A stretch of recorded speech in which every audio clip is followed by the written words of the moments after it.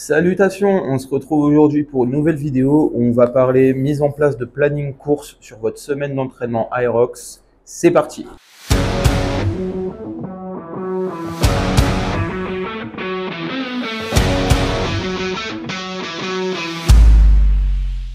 Donc cette vidéo fait un petit peu suite à la vidéo que j'ai publiée la semaine dernière sur comment organiser sa semaine d'entraînement Aerox. On a parlé de plusieurs choses, on a parlé de définir son profil, on a parlé de définir ses objectifs. Est-ce qu'on veut plus progresser en endurance, en course à pied, en force, en endurance de force, etc.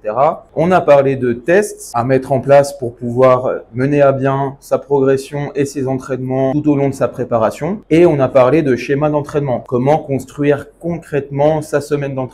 Tel jour je fais de la musculation, tel jour je fais de la course à pied, etc. Aujourd'hui, on va faire un focus sur les entraînements de course à pied et on va énumérer un petit peu les principaux types d'entraînements que vous allez devoir mettre en place dans votre programmation Aerox afin de pouvoir progresser au mieux, de pouvoir s'attendre au mieux à l'effort que vous allez avoir le jour de votre course et de mettre en place ces séances de manière optimisée dans votre semaine afin que ça n'empiète pas trop sur vos autres séances et sur votre vie au quotidien en général. Donc je fais un petit disclaimer avant de commencer concrètement le contenu de la vidéo sur la course à pied. Je ne suis pas coach en course à pied. Je pratique le run, la course à pied de manière vraiment amateur, loisir depuis quelques temps maintenant. J'en ai fait plus étant jeune un petit peu dans un club d'athlétisme. J'ai repris récemment du coup pour ma préparation Aerox, en gros il y a un an depuis l'Aerox de Bordeaux en avril 2024. Et avant cette course-là, je n'avais pas refait de la course à pied depuis facilement au moins une année entière. Et avant ça, c'était quelques sorties de footing sur du 8-10 km juste pour maintenir un petit peu les gains que j'ai pu avoir avant là-dessus et simplement aussi pour le plaisir de sortir, de courir dehors. Donc je m'excuse d'avance si des coureurs chevronnés regardent cette vidéo. Je n'ai pas forcément tous les termes techniques, mais je vais m'efforcer de vous parler de ce que je connais et de ce que j'ai mis en place pour ma progression à moi personnellement et les conseils que je donne aussi à mes clients qui veulent progresser sur de l'Aerox. Donc je ne coache pas spécifiquement en course à pied, mais on va dire que la course à pied rentre dans le cadre de la préparation physique généralisée. Il faut que ça soit sous forme d'endurance fondamentale ou comme pour l'Aerox, de gagner vraiment en performance dessus. Donc ceci étant dit, on va pouvoir commencer par les trois catégories principales d'entraînement en course à pied que vous allez pouvoir retrouver dans votre semaine d'entraînement. Alors je fais une petite coupure dans les explications. Je vais vous mettre ma séance du jour en fond pendant la vidéo. Ça vous fera un plan un petit peu différent du plan fixe de mon échauffement sur l'Asso Bike. Ça, vous pourrez en même temps écouter ma voix et me voir souffrir. Ça, c'est double bénéf. Donc, la première catégorie d'entraînement que vous allez pouvoir retrouver dans votre semaine d'entraînement, ça va être de travailler son endurance fondamentale, donc les sorties longues. Alors, quand on parle de sorties longues, on parle pas forcément de sorties de plusieurs heures, de 2-3 heures de course. En tout cas, moi, je parle de sorties longues comme étant des sorties en endurance fondamentale, de la course à pied en restant en aisance respiratoire. C'est surtout ça le critère très important des sorties en endurance fondamentale, c'est de ne pas se mettre dans la zone où on commence à rentrer vraiment en difficulté respiratoire. Comme ce que je suis en train de faire en ce moment. Là, je fais de l'endurance fondamentale sur l'Asso Bike. Pour moi, une séance type d'endurance fondamentale, comme je fais au moins 2 à 3 fois dans la semaine, ça va être sortir sur un minimum de 5 km ou un minimum de, on va dire, 30 minutes selon comment je place ça dans ma semaine, jusqu'à 1h30, voire 2 heures du coup d'effort, en restant à un BPM qui me permet de pouvoir tenir une conversation sans m'essouffler. Parce que c'est de ça qu'on parle du coup quand on parle d'aisance respiratoire. Et ça va être très important justement pour pouvoir rester dans cette zone facile, dans cette zone verte, afin de pouvoir augmenter ses capacités cardiovasculaires, cardio-respiratoires, de fond, un petit peu de base. Si on compare ça un petit peu à de la mécanique, l'endurance fondamentale va permettre d'augmenter la taille, la corpulence et la solidité aussi de son châssis. Avec les sorties longues et les sorties en aisance respiratoire, on va pas forcément augmenter la taille ou la puissance de son moteur, mais on va pouvoir augmenter la résistance de son châssis qui va permettre par la suite de pouvoir mieux encaisser les séances d'intensité en course à pied et même les séances type sur ergo ou ce genre de choses, même si là il y a aussi une notion de capacité musculaire qui rentre en compte. Pourquoi ça c'est important à mettre en place même si l'aérox est un effort intense, du coup, qu'on va fournir entre 1 et 2 heures. Parce que, comme je l'ai dit, si on fait que des entraînements où on cherche à augmenter la puissance de son moteur, il va arriver un moment où le reste ne va pas suivre. Et si on met un moteur de Ferrari dans une carcasse de Twingo, forcément, elle va nous claquer dans les mains au bout de quelques kilomètres. C'est très souvent qu'on fait cette erreur. Moi, le premier, je l'ai fait il y a quelques années. C'est se focus sur des entraînements vraiment à haute intensité. Je me dis, allez, j'ajoute un peu de course à pied dans mes entraînements. J'ai pas trop le temps, j'ai pas trop l'envie non plus de m'investir dedans. Donc, je me dis, allez, je fais 2 séances de course à pied dans la semaine, c'est suffisant.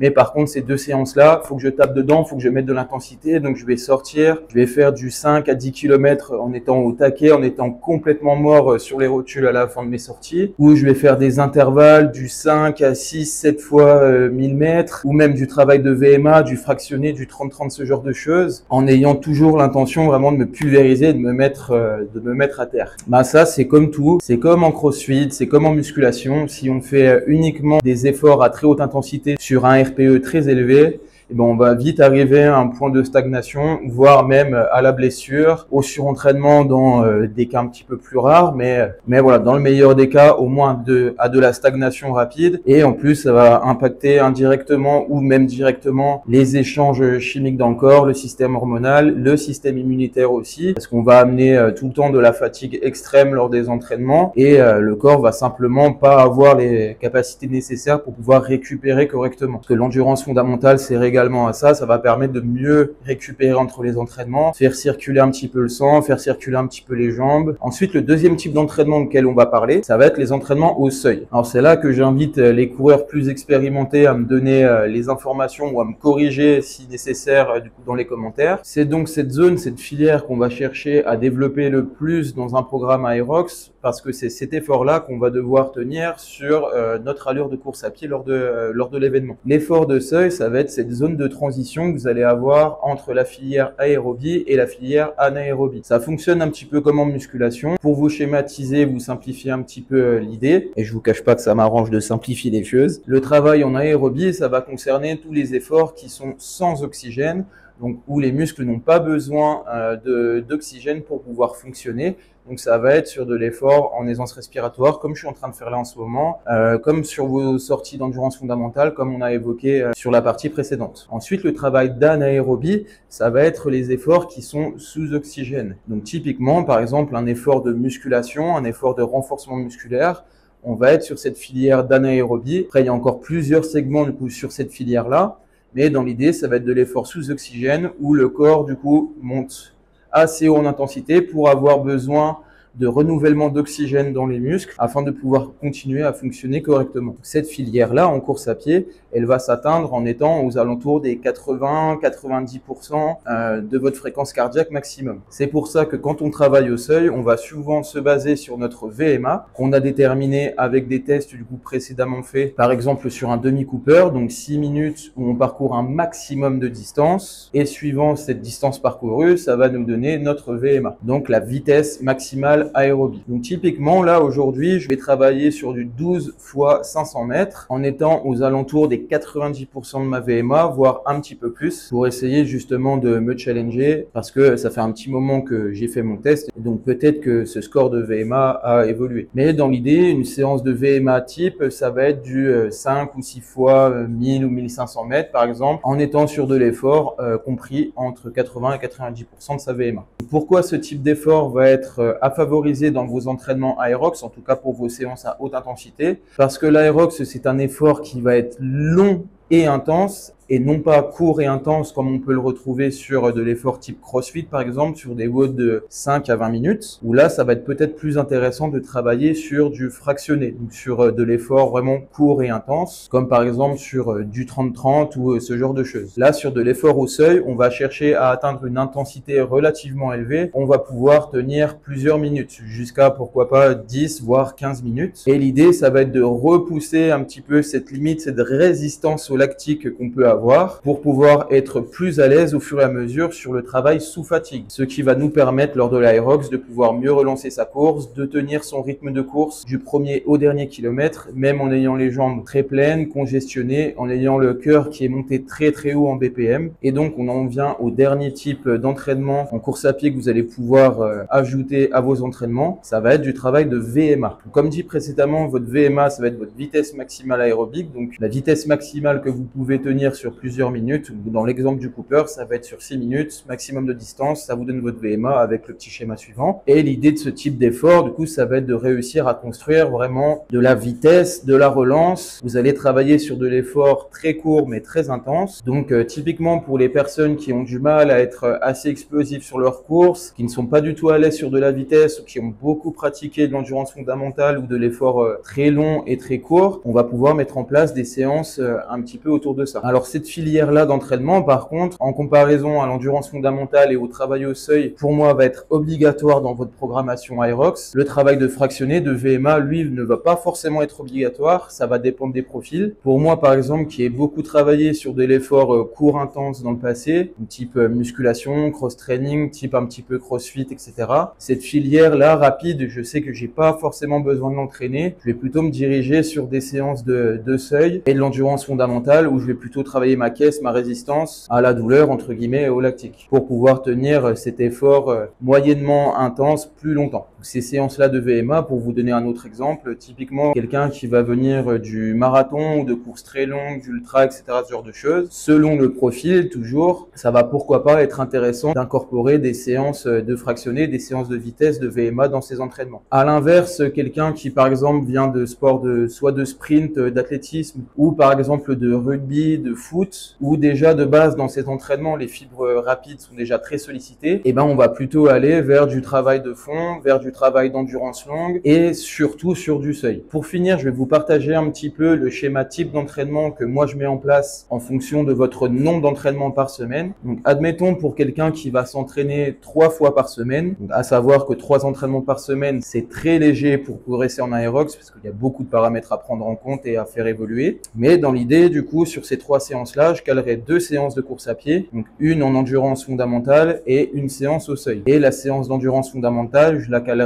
en fin de séance, après une séance de musculation par exemple, pour pouvoir optimiser les jours d'entraînement. Alors ce jour-là où il y aura la séance de musculation et la séance d'endurance fondamentale, ça sera une séance assez longue qui va durer potentiellement autour des 2h, 2h30, mais on ne va pas travailler sur la même filière. La musculation, le renforcement musculaire, on va être sur de l'anaérobie et la séance d'endurance fondamentale, on va être sur de l'aérobie. Donc il n'y aura pas forcément d'interférence à mêler ces deux types d'efforts dans la même séance, surtout que pour 3 séances par semaine, c'est très très court, donc on est obligé d'optimiser un petit peu comme ça. Et à côté de ça, une séance séparée, unique, où on va travailler sur du seuil. Comme je vous ai dit précédemment, on va travailler plutôt sur des pourcentages d'intensité par rapport à la fréquence cardiaque maximale ou à la VMA selon les tests qui ont été effectués. Et ça va être une séance comme par exemple du 3 x 2000, du 6 x 1000, du 5 x 1500, du 3 ou 4 x 10 minutes à une allure relativement élevée, entre 80 et 90% de la VMA. Ensuite, pour quelqu'un qui va s'entraîner entre 4 et 6 fois par semaine, eh ben, on va venir tout simplement doubler les séances d'endurance fondamentale et ajouter selon les semaines une séance au seuil en plus. Donc typiquement, une semaine où on peut se retrouver à faire 2 séances d'endurance fondamentale, une séance au seuil, et la semaine suivante, 2 séances d'endurance fondamentale